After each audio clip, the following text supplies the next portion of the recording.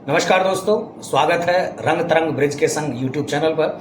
और आज अपने साथी डॉक्टर योगेश अत्री की कहानी प्यार या व्यापार लेकर आपके बीच प्रस्तुत हुआ हूं। बैठे बैठे अचानक जयशंकर प्रसाद की एक गज़ल याद आ गई कि सरासर भूल करते हैं उन्हें जो प्यार करते हैं, बुराई कर रहे और अस्वीकार करते हैं, उन्हें अवकाश ही इतना कहाँ मुझसे मिलने का, किसी से पूछ लेते हैं यही उपकार करते हैं। और मैं केवल इन्हीं 4 लाइनों को इतनी बार दोहराता हूं कि बाहर का शोर भी मेरी इन लाइनों में कहीं गुम हो गया। छटपटाहट से सुरेंद्र ने पूछा, क्या चल रहा है आजकल? मैंने भी बड़े मजाकिया अंदाज में जवाब दिया कि भाई चल ही तो नहीं रहा कुछ, और जोर से ठहाके लगाकर हंसने लगा। सुरेंद्र भी मेरी उन 4 लाइनों को सुन चुका था और उसके पेट में दर्द हो रहा था कि ये लाइन मैं क्यों और किसके लिए गुनगुना रहा हूं।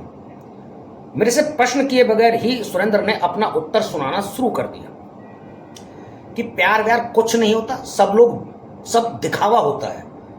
सुरेंद्र में खास बात यह थी कि वो जब भी बोलता था तो लगातार बोलते ही चला जाता था। मैंने उसको इग्नोर करने की बहुत कोशिश की, पर हर कोशिश नाकामयाब रही। फिर उसने बरबराते हुए कहा कि जरूरत है तो प्यार है, जरूरत खत्म तो प्यार खत्म। यदि यह कहा जाए कि जरूरत का दूसरा नाम ही प्यार है तो गलत नहीं होगा। ना चाहते हुए भी मैं सुरेंद्र की बात सुन रहा था, क्योंकि दोस्ती में इंसान अक्सर वो बात भी सुन लेता है जो उसके काम की नहीं होती, बस उसमें प्यार शब्द होना चाहिए। मैं मन ही मन सोच रहा था कि सुरेंद्र का रूप प्यार के प्रति इतना कठोर क्यों है। मैं धीरे धीरे उसकी बातों के जाल में फंसा जा रहा था। मस्तिष्क में न जाने कितने ही प्रश्न आपस में टकरा रहे थे कि प्यार तो सहजता का नाम है, तो उसकी आवाज में इतना आक्रोश क्यों? अचानक फोन की घंटी बजी और वो हेलो हेलो करता कमरे के बाहर निकल गए और मुझे सवालों के जाल में फंसा गया। सुरेंद्र की ये बात जरूरत और प्यार वाली मेरे दिमाग में धीरे धीरे घर कर रही थी। मुझे समझ नहीं आ रहा था कि प्यार और व्यापार क्या दोनों एक ही वस्तु के नाम है। यदि प्यार के विषय में सोच भी लूं तो फिर वो सुरेंद्र की बात जरूरत वाली मुझे चैन नहीं लेने दे रही थी। यदि व्यापार की बात सोच लूं तो व्यापार में तो लाभ और हानि का जोड़ तोड़ होता है, वहां प्यार का स्थान कैसे हो सकता है? सोचते सोचते पता नहीं चला कि कब रात हो गई। सुना है जो इंसान दिन के समय में जो कुछ सोचता है वही ख्याल स्वप्न भरकर रात को प्रकट हो जाया करते हैं। मेरे साथ भी कुछ ऐसा ही हुआ। स्वप्न टूटा तो मैं कांप रहा था और मेरी आंखों में आंसू थे। नींद टूटने के बाद काफी मेहनत और मशक्कत के बाद मेरे स्वप्न को मैंने जोड़ने की कोशिश की। कहीं कहीं से कुछ याद आ रहा था। हाँ, बस एक चेहरा बिल्कुल साफ नजर आ रहा था, वो था राजकुमारी का। जैसे ही राजकुमारी का ख्याल मेरे दिमाग में आया मैं और डर गया। नहीं, रामकुमारी ऐसी नहीं हो सकती। लेकिन एक बात मुझे निरंतर अंदर से हिला रही थी कि रामकुमारी को पैसे बहुत पसंद थे। बात पैसे की नहीं थी, मेरे ख्याल में तो पैसा और व्यापार दोनों ही साथ साथ तांडव कर रहे थे। सुबह 5 बजे मम्मी चाय लेकर आई। जैसे ही चाय की एक चुस्की ली तभी मन में एक प्रश्न आया कि सच में आज इतनी थकान हो रही थी कि चाय की जरूरत ही हो रही हो? जरूरत, फिर वो शब्द दिमाग में आया और मैं फिर घबरा गया कि सच में इंसान अपनी जरूरत के हिसाब से अपनी जरूरतें पूरा करता है। हाँ, सुरेंद्र ठीक ही तो कह रहा था कि अब मुझे कुछ भी अच्छा नहीं लग रहा था। इसी कश्मकश में समय तुरंत उठा और पढ़ाई करने बैठ गया। बाहर अमित मेरा इंतजार कर रहा था, क्योंकि सुबह सुबह उसको टेनिस खेलना बहुत अच्छा लगता था और अक्सर हम दोनों सुबह टेनिस खेलने जाया करते थे। लेकिन आज का दिन मेरे लिए कुछ अलग ही दिन था। मैंने एक हाथ में रैकेट पकड़ा हुआ था और मेरे दिमाग में न जाने कितने प्रश्न खेल रहे थे। तुरंत दिमाग झटका और सोचा, हाँ सच में आज अमित ने भी जरूरत थी तो वह मेरे पास आया। यदि एक दिन ऐसा हुआ कि उसकी जरूरत पूरी नहीं तो वह मेरे पास नहीं आएगा, चला जाएगा कहीं दूर मेरे से। दिमाग में चल रहे अनेकों सवालों के ऊपर एक सवाल भारी पड़ रहा था कि संसार में जरूरत ही सत्य है। मैंने पेट दर्द का बहाना बनाया और मैं सीधा रामकुमारी के पास पहुंच गया।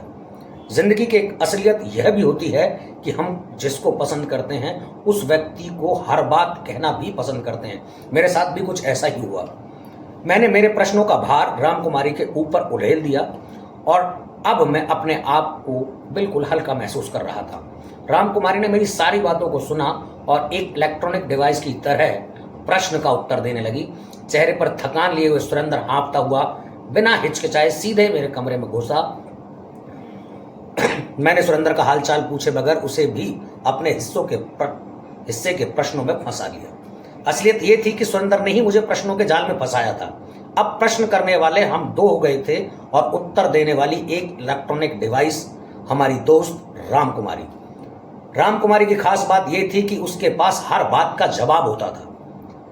वह बोलने में इतनी चतुर थी कि उसके सामने चतुर आदमी भी अपनी चतुराई भूल जाता था, उसकी बातों में फंस जाता था।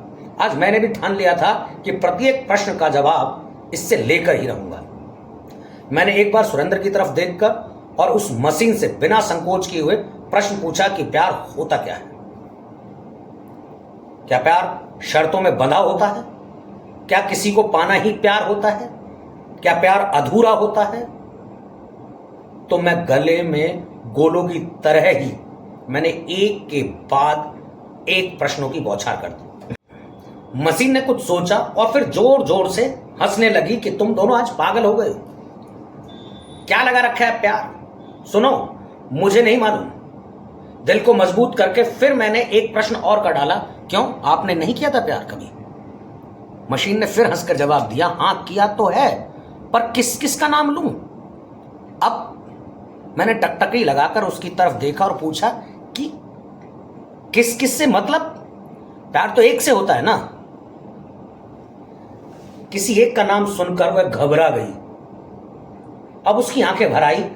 हम दोनों ये नहीं समझ पा रहे थे कि जो आंखों में पानी था वो हंसते हंसते आया था या किसी प्रश्न ने मशीन के अंदर तक हिलाकर रख दिया था।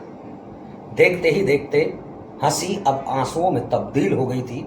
अचानक कमरे का वातावरण बदल गया था और रोते हुए उसने मेरी बात का आधा अधूरा जवाब दिया कि कोई एक कहां किसी को मिलता है। सुनने में जवाब एक छोटा सा लग रहा था, पर दिमाग में इस छोटे से जवाब के अनेक अर्थ घूम रहे थे। हिम्मत जुटाकर बड़े ही सहजता के साथ मैंने पूछा, किसी को कोई एक नहीं मिलता? अब जवाब वो खुद मशीन नहीं बल्कि उसकी गर्दन दे रही थी। गर्दन हिलाकर नहीं के अंदाज में उसने मेरे प्रश्न का जवाब दिया। यह बात सुनकर मैं अक्का बक्का रह गया और तुरंत सुरेंद्र की तरफ देखा। वह भी इस बात का समर्थन करता हुआ दिखाई दिया। अब कुछ प्रश्नों का जवाब मुझे भी मिल गया था और प्रश्न अब मेरे दिमाग में खेल रहे थे। मेरे से रहा नहीं गया। फिर मैंने अपने प्रश्नों को दोहराया कि बताओ, किसी को पा लेना ही प्यार होता है क्या? इस प्रश्न का जवाब भी मशीन ने खुद ने देकर उसकी गर्दन ने हाँ के अंदाज में दिया। फिर मैंने आध्यात्मिक अंदाज में उससे कहा, क्यों, क्या मीरा ने कृष्ण को पा लिया था? राधा, रुक्मणी, सत्यभामा, कितने नाम हैं जिसने कृष्ण भगवान को पाया नहीं पर प्यार किया? मशीन ने अपनी झुकी हुई आंखों के साथ जवाब दिया, पागल है तू। उस जमाने में प्यार था, जरूरत नहीं थी। अब इस जमाने में जरूरत है, प्यार नहीं है। धीरे धीरे एक के बाद एक मेरे प्रश्न दम तोड़ रहे थे। दिल को समझ नहीं आ रहा था कि वह सुखी महसूस कर रहा है या अपने आप को दुखी महसूस कर रहा है। दिमाग फिर उसी गजल की तरफ हो चला, सरासर भूल करते हैं उन्हें जो प्यार करते हैं, बुराई कर रहे और अस्वीकार करते हैं। धन्यवाद दोस्तों। ये थी हमारे साथी डॉक्टर योगेश अत्री की कहानी प्यार या व्यापार।